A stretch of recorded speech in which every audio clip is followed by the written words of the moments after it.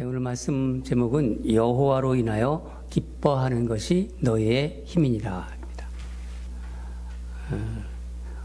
예루살렘 성벽 재건 공사는 내 외부의 방해에도 불구하고 온 백성이 하나가 되어 52일 만에 완공했습니다. 실로 이것은 놀라운 일입니다. 예루살렘 귀환민들의 그 오랜 수건 사업이 성취된 거예요. 그 이후에 느헤미야가 이제 인구 조사를 합니다. 그 인구 조사 작업도 끝나고 이곳저곳 흩어져 살고 있던 백성들이 이제 예루살렘 성읍으로 돌아오기 시작했어요. 아마 백성들이 마음속에는 이제 뭔가 이루어졌구나. 뭔가 우리들이 이루었구나 이런 생각이 들었을 겁니다. 그때가 바로 신년이 시작되는 첫째 날이에요. 일곱째 달이라고 오늘 본문에 이야기하고 있어요. 일곱째 달. 예. 오늘날로 하면 요즘 때입니다. 9월에서 10월 사이. 이때를 일곱째 달이라고 합니다. 백성들은 이제 감격과 이제 기쁨으로 이제 수문 앞 광장에 모였습니다. 당연히 뭐 이렇게 어떤 축제라든가 어떤 그 잔치를 위해서 모일 만도 한데 오늘 우리가 읽은 본문은 좀 내용이 다르지 않습니까? 1절을 보면은 일곱째 달에 이르러 모든 백성이 일제히 수문 앞에 광장에 모여 학사 에스라에게 여호와께서 이스라엘에게 명령하신 모세의 율법책을 가져오기를 청하매. 백성들이 무엇을 요청한 건가요? 하나님의 말씀, 율법을 듣기를 원했던 것입니다. 에스라가 모세의 율법을 알려줄 테니까 백성들이여 광장으로 모여라. 그렇게 해서 모인 게 아니에요. 백성들 스스로 율법을 읽어달라고 학사 에스라에게 먼저 요청한 거예요. 정말 놀랍지 않습니까? 백성들이 왜 율법을 읽어달라고 했을까요? 무너진 성벽을 재건했지만 백성들 마음에 무언가 이 허전함이 있었기 때문입니다. 백성들 마음에 하나님 말씀에 대한 갈망이 있었기 때문이에요. 갈급함이. 예수님께서 말씀하신 심령의 가난함을 느낀 것입니다. 예루살렘 성벽도 재건됐지만 이들 마음에 허전함이 있었어요. 채워주지 않는 뭔가 심령의 가난함이 있었습니다. 하나님 말씀, 율법을 읽길 원했던 거예요. 이것은 여러분 성령님의 역사입니다. 여러분 하나님은 인간을 영적인 존재로 창조하셨어요. 동물과 다르게 창조하셨다는 거예요. 영은 인간에겐 영이 있습니다. 영은 육을 다스립니다. 인간은 생각하는 갈대라고 누가 말했죠? 생각하는 갈대 철학자, 프랑스의 철학자 17세기 파스칼 맞습니다. 파스칼이 이런 말을 했어요. 모든 사람의 마음에는 하나님이 만드신 하나의 공간이 있다. 이 공백이 있는데 이 공백은 이 세상에 그 무엇으로도 채울 수 없고 오직 예수 그리스도를 통하여 하나님만이 채워주실 수 있는 공간이다. 여러분 그렇습니다. 이스라엘 백성들의 마음에 하나님만이 채워주실 수 있는 말씀에 대한 갈망이 있었기 때문이에요. 저는 목회를 하면서 교우들에게 이런 모습을 많이 보아왔어요. 어떤 교우는 일 때문에 갑작스러운 어떤 일 때문에 먼 곳으로 그러니까 해외 출장을 가게 됐는데 그곳에는 제대로 말씀을 들을 수 있고 말씀을 볼 수 있는 환경이 되어 있지 않은 거예요. 그러니까 예배를 드릴 수 없는 거예요. 오랫동안 예배를 드리지 못하고 말씀을 듣지 못하니까 가장 크게 힘들었다는 거예요. 다른 것보다는 예배 드리지 못하는 것, 말씀 듣지 못하는 게 이게 자신을 가장 힘들게 했다고 그런 얘기를 했던 성도들이 많이 있습니다. 예배를 드리고 싶은 갈망, 말씀을 보고 싶은 갈망이 계속 올라왔다는 거예요. 여러분, 이것은요, 성령님의 역사예요. 수문앞 광장 앞에서, 이 광장에서 모인 백성들이 학사 에스라를 통해 하나님 말씀이 이제 낭독이 되잖아요. 낭독되니까 그들 가운데 영적인 부흥이 일어나기 시작한 거예요. 여러분, 영적 부흥은 항상 말씀에 대한 갈급함에서 시작돼요. 말씀을 듣고 싶은, 말씀을 읽고 싶은 그 갈증, 갈망, 거기서 영적 부흥은 시작됩니다. 이것은요, 기독교 역사, 우리 기독교 역사 속에서 부흥운동에서 그대로 나타나고 있습니다. 미국의 영적 부흥운동이 여러 번 있었어요. 또 1907년 한국에 일어난 부흥운동, 평양의 대각성 운동, 평양 대부흥운동이라고 하지 않습니까? 기선주 목사님이 시작한 장대현 교회에서 시작된 평양 대부흥운동. 이런 영적 부흥운동의 공통점이 무엇일까요? 하나님 말씀에 대한 갈급함에서 시작했어요. 말씀을 듣고 싶은 거예요. 말씀을 보고 싶은 거예요. 거기서 그 부흥은, 영적인 부흥은 시작된 것입니다. 바벨론 포로 생활에서 어떤 사람들은 70년 동안 바벨론 포로에서 있었고, 어떤 사람이 30, 40년 바벨론 포로 생활에서 돌아온 사람도 있을 겁니다. 이런 이스라엘 귀향민에게 그들 마음속에 하나님만이 채워줄 수 있는 비워진 공간이 있었던 거예요. 그게 바로 갈증입니다. 2500여 년 전, 지금부터 2500여 년 전 이스라엘 귀향민들이 경험한 영적 부흥의 현상이 무엇일까요? 첫째는 말씀에 대한 갈급함과 경외감입니다. 수문앞 광장 이 모인 백성들은 학사 에스라가 낭독하는 말씀에 어떻게 했다고요? 귀를 기울였다고 그랬어요. 귀를 기울였다. 3절을 보면 수문앞 광장에서 새벽부터 정오까지 남자나 여자나 알아들을 만한 모든 사람 앞에서 읽음에 뭇 백성이 그 율법책에 귀를 기울였는데, 백성들이 말씀을 들으려고 잠깐 귀를 기울인 게 아니에요. 새벽부터 정오까지면요 6시간입니다. 6시간 동안 말씀에 귀를 기울였다. 말씀에 집중했다는 거예요. 오직 말씀 듣는 데만 신경을 썼다는 거예요. 다른 생각 안 하고. 여러분, 성령님이 역사하시면요 오랫동안 말씀 듣고 오랫동안 말씀 읽는 게 이게 가능해져요. 지루하지가 않아요. 언제 시간이 이렇게 갔지? 언제 이렇게 점심이 됐지? 우리가 새벽에 모였는데 이런 얘기들이 나와요. 1907년 평양 대부흥 때도 사람들이 아침에 모이고 점심에 모이고 저녁으로 모였어요.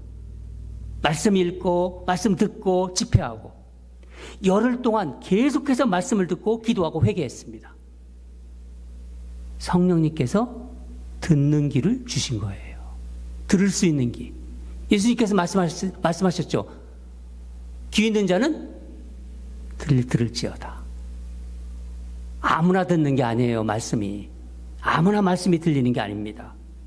말씀에 대한 갈급함, 이 갈망을 주신 거예요. 5절을 보면 학사 에스라가 책을 이렇게 표시하지 않습니까? 책을 펼 때 어떻게 했다고요? 모든 백성이 일어섰다고 합니다. 일어섰다. 에스라가 모든 백성 외에 서서 그들 목전에 책을 펴니 책을 펼 때 모든 백성이 일어서니라. 에스라가 자 여러분 일어납시다. 그렇게 해서 일어난 건가요? 에스라가 하나님 말씀을 펴려고 책을 펼 때 백성들이 앉아 있을 수가 없는 거예요. 그냥 앉아 있을 수가 없는 거예요. 왜 그럴까요? 하나님 말씀에 대한 경외감이 있었기 때문이에요. 하나님 말씀에 대한.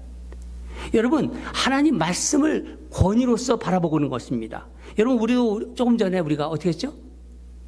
오늘 주신 하나님 말씀 보겠습니다. 해서 뭐라고 했죠? 여러분, 다 일어났잖아요. 우리도 주일마다 성경을 낭독할 때 일어섭니다. 여러분, 하나님 말씀에 대한 경외감을 가지고 일어서고 또 말씀을 읽으시기 바랍니다. 여러분, 놀라운 것은 백성들이 말씀을 들으며 보인 반응, 어떤 반응을 보이나요? 우리로 하면요, 이 똑같은 거예요, 지금 우리가 예배를 드릴 때처럼. 예배 시에 말씀에 대한 반응입니다. 이런 반응입니다. 6절을 보면은 에스라가 위대하신 하나님 여호와를 송축하며 그러니까 찬양했다는 거예요. 찬양하니까 백성들이 손을 들고 아멘, 아멘 하고 반응합니다. 몸을 굽혀요. 땅에 이제 다 몸을 굽혀 얼굴을 땅에 대고 뭐라고 합니까? 하나님을 경배해요. 여러분, 이런 반응들이 누군가가 시켜서 한 게 아닙니다. 그냥 자발적으로, 백성들 자발적으로 손을 들어요. 손을 들고 아멘으로 화답하고 하나님께 경배했다는 것입니다. 어떻게 이런 일이 일어날 수 있을까요? 말씀에 대한 간절한 갈망, 사모함과 이 경외감이 있었기 때문이에요. 여러분, 하나님은 무릎을 꿇고 손을 들고 아멘으로 화답하는 그 영혼에게 역사하십니다. 저는 우리 성도들이 말씀이 앞에 선포될 때 여러분 마음으로 정말 아멘으로 화답하고 경배와 찬양할 때 손을 들고 타메 집사님이 손을 듭시다 이래서 손을 드는 게 아니라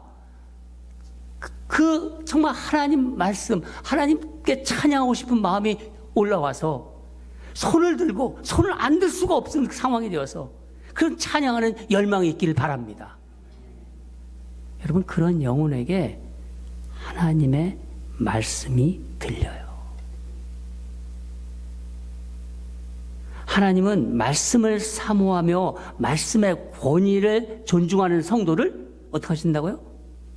존귀하게 대했습니다. 말씀에 대한 권위가 없는 교회는 그냥 이름만 있는 교회예요. 좀 심한 말로 죽은 교회예요. 여러분, 영적으로 건강한 성도는 하나님의 말씀을 갈망합니다. 매일 하나님 말씀을 갈망하며 그 경외스럽게 대합니다. 말씀을 갈망하는 성도는 귀를 기울여요. 오늘 무슨 말씀을 주실까? 오늘 하나님이 나한테 무슨 말씀을 주실까? 사모합니다. 그러면서 성전을 나옵니다. 말씀의 권위를 인정해요. 세상 사람들의 말과 다르게 받아들입니다. 말씀에 귀를 기울이고 말씀에 반응한 곳에서 영적 부흥이 시작되는 거예요. 두 번째는 말씀에 대한 깨달음입니다. 말씀에 대한 깨달음. 말씀에 대한 깨달음은 영적인 부흥의 핵심이에요. 내가 하나님과 동행하고 있는가? 내가 하나님 안에서 내 삶이 영적으로 회복되고 있는가의 그 핵심이 바로 말씀에 대한 깨달음입니다. 히브리서 4장 12절을 보면은 하나님 말씀은 살아있고 활력이 있어 좌우에 날선 어떤 것보다 예리하여 혼과 영과 및 관절과 골수를 찔러 쪼개기까지 하며 또 마음의 생각과 뜻을 판단한다고 하셨습니다. 그래서 하나님 말씀이 들리는 사람은 삶이 변화될 수밖에 없는 거예요. 그게 들리니까. 왜냐하면 하나님 말씀이잖아요. 말씀을 자신에게, 나에게 주시는 음성으로 듣기 때문이에요.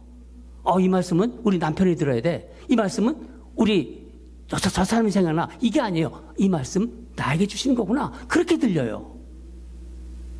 백성들이 말씀을 깨닫게 되자 두 가지 현상이 나타납니다. 에스라가 낭독하는 율법은 히브리어로 되어 있어요. 히브리어로. 대부분의 백성들이 바벨론에서 돌아온 이민 2세예요. 이 이민 2세로 이들은 아람어를 역이민으로 한 거죠. 우리로 같으면 미국에서 생활하다가 한국으로 돌아간 거예요. 이게 이 언어가 잘 안 돼. 영어에 익숙해가지고. 이 아람어로 익숙해 있어요. 그러니까 레위인들이 아람어로 통역을 하고 그 뜻을 깨닫게 해줬습니다. 8절을 보면은 하나님의 율법책을 낭독하고 그 뜻을 해석하여 백성에게 그 낭독하는 것을 다 깨닫게 하니 말씀이 깨달아지자 백성들이 보인 첫 번째 반응이 무엇입니까? 울기 시작한 거예요. 말씀을 깨달으니까 그 눈물이 나옵니다. 9절에 백성이 율법의 말씀을 듣고 다 우는지라 통곡하기 시작했다는 거예요. 통곡하기. 말씀에 대한 깨달음이 자기 가슴을 치는 거예요. 자기 가슴을. 여러분, 말씀이 선포되잖아요. 말씀은, 이 깨달음은 먼저 머리로 와요. 머리로 깨닫습니다. 그런데 안타깝게도 이 머리의 깨달음으로 끝나는 분들이 많아요. 오늘 말씀 너무 좋았어. 그냥 거기서 끝나요. 아무런 변화가 없어요. 오랫동안 교회를 다녀도 안타깝게도 말씀에 대한 깨달음, 이 깨달음이 머리에서 이 가슴까지 내려와 본 적이 없는 교인들이 너무 많아요. 저는 그게 너무 안타까워요.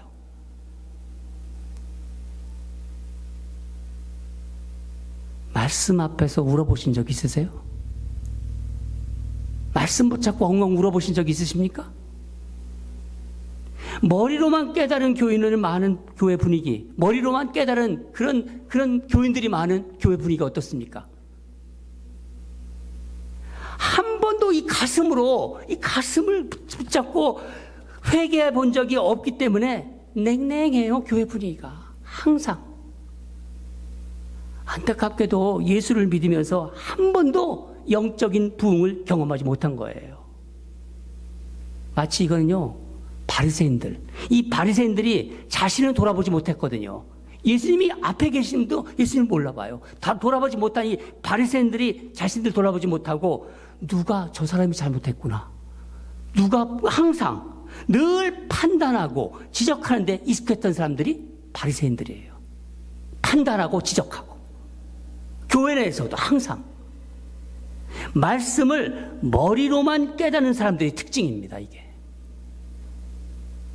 유다 백성들은 말씀이 막 가슴을 치는 순간 눈물이 쏟아지기 시작했습니다. 눈물을 흘리기 시작했습니다. 자신들의 죄, 자신들의 못된 행동, 자신들이 생각했던 것이 얼마나 죄였는가, 이 죄된 생각과 행동을 마치 거울을 보듯이 내가 이렇게 살아왔구나, 내가 이런 말을 했구나, 내가 하나님에서 이렇게 벌어졌구나, 그 거울을 보듯이 보았기 때문에 회개의 눈물이 나올 수밖에 없는 거예요. 여러분, 말씀 앞에서 가슴으로 울어본 사람은 말씀을 붙잡습니다. 말씀이 그 사람을 살립니다. 삶이 변화되죠. 여러분, 평양 장대현 교회에서 일어난 영적 부흥을 보고 백범 김구 선생님이 이런 말을 했습니다. 경찰서 10개를 세우는 것보다 교회 하나를 세우는 것이 사회에 더 유익하다. 사도행전 2장을 보면은 초대교회 때 베드로가 전하는 말씀을 듣고 그때 모였던 사람들이 이렇게 말합니다. 형제들아, 우리가 어찌할꼬, 그러면서 가슴을 치면서 회개했다고 합니다. 그날 3,000명이 세례받는 역사가 일어납니다. 탈무드에 이런 이야기가 있습니다. 한 청년, 좀 믿음 좋다는 청년이 랍비에게 찾아와서 이렇게 말합니다. 랍비요, 나는 토라를 3번 읽었습니다. 그러자 랍비가 이렇게 말했답니다. 형제요, 그렇다면 토라는 당신을 몇 번이나 읽었습니까? 여러분, 말씀 읽는 거 중요하죠. 예. 그러나 더 중요한 것은 말씀에 나를 얼마나 비추어 보는가입니다. 말씀 앞에서 나를 얼마나 비추어 보는가, 이것이 중요한 것이죠. 여러분, 머리로 깨닫는 말씀의 능력이 저와 여러분의 가슴을 치는 그런 역사가 일어나기를 바랍니다. 또 한 가지, 말씀을 깨달을 때 나타나는 반응은 말씀 때문에 기뻐한다는 거예요. 말씀 때문에 힘을 얻을 수 있다는 겁니다. 말씀을 깨달은 백성들이 울기 시작하자 오늘 본문에 느헤미야와 학사 에스라 그리고 레위인들이 이 울고 있는 백성들에게 뭐라고 말하나요? 9절을 보면은 모든 백성에게 이르기를 오늘은 너희 하나님 여호와의 성일이니 슬퍼하지 말고 울지 말라. 10절에도 이렇게 말합니다. 너희는 가서 살진 것을 먹고 단 것을 마시라. 근심하지 말라. 염려하지 말라. 이런 뜻입니다. 두려워하지 말라. 여호와로 인하여 기뻐하는 것이 너희의 힘이니라. 여호와로 인하여 기뻐하는 것이 너희의 힘이니라. 궁극적으로 기쁜 소식이에요. 예수님이 십자가에서 죄와 사망의 권세를 이기신 뭐예요? 승리의 소식이에요. 패배의 소식이 아니라 승리의 소식이죠. 하나님이 예수님을 통해 우리를 구원하신 것을 기뻐하는 거예요.